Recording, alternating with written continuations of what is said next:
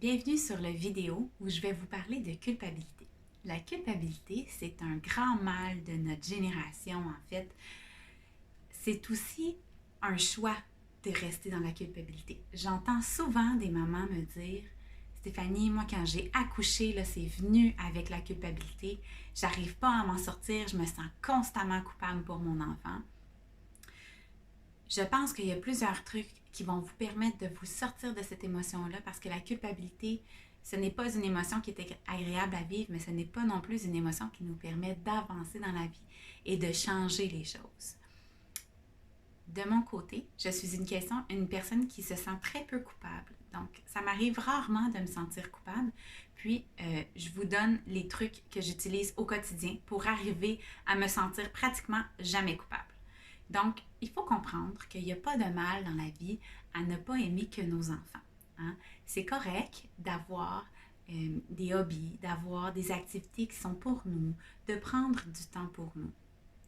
Avant d'avoir des enfants, vous étiez, si je vous prends vous les mamans, là, vous étiez des femmes, vous étiez des amoureuses, vous étiez des filles, des collègues, des amis, des filles.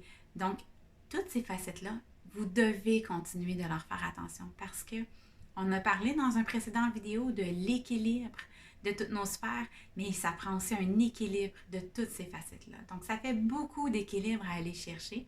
Et si vous concentrez seulement toute votre énergie sur votre rôle de mère, vous n'allez pas nécessairement être capable de réussir et d'être satisfaite de vos efforts parce que comme vous allez avoir un mal-être ou des déceptions par rapport aux autres facettes de votre vie, bien, vous allez finir par comprendre que il faut travailler le tout pour être capable d'être une bonne maman.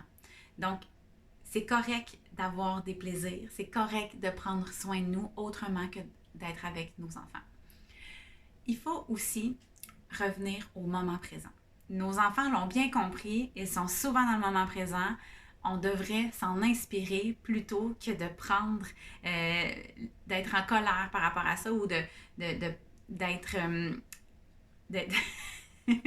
pardon, d'être insatisfait à chaque fois qu'ils nous demandent un délai, donc qu'ils restent eux dans le moment présent. Tu sais, par exemple, un enfant qu'on va lui demander vient-t'en dans la voiture puis qu'il préfère continuer de jouer, bien souvent, ça nous frustre parce que nous, on voudrait que tout de suite, ils viennent dans la voiture, mais lui, cet enfant-là, il est centré dans le moment présent, il est en train de jouer.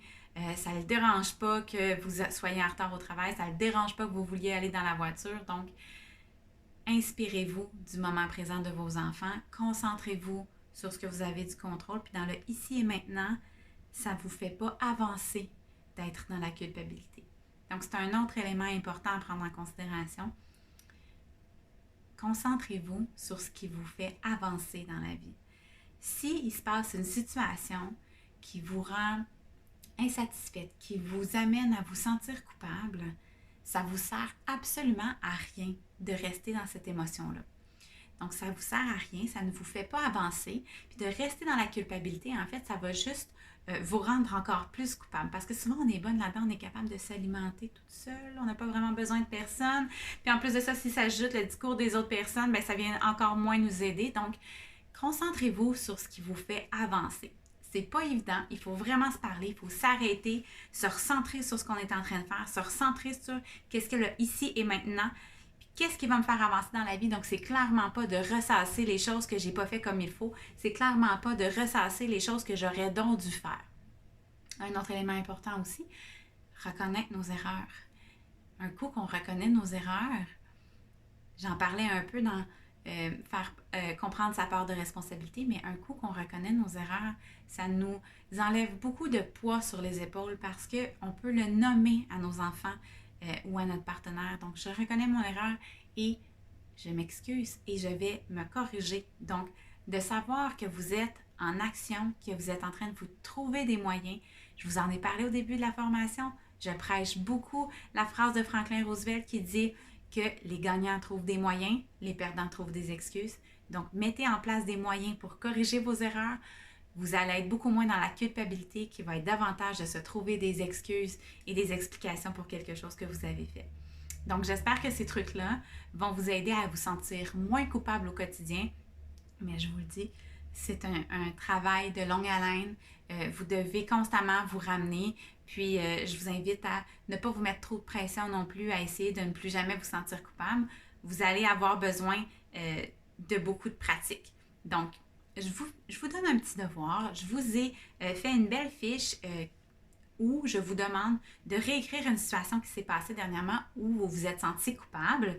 Puis, je vous demande de reconnaître en fait quelle est votre part d'erreur dans cette situation-là et de trouver des moyens pour vous mettre en action pour éviter que cette situation-là se reproduise.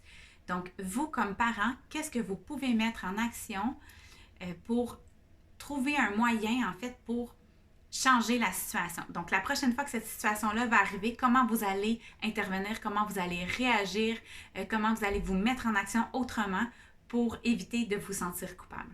Donc, je vous invite à aller regarder le devoir qui est dans la section de matériel de cette leçon-ci.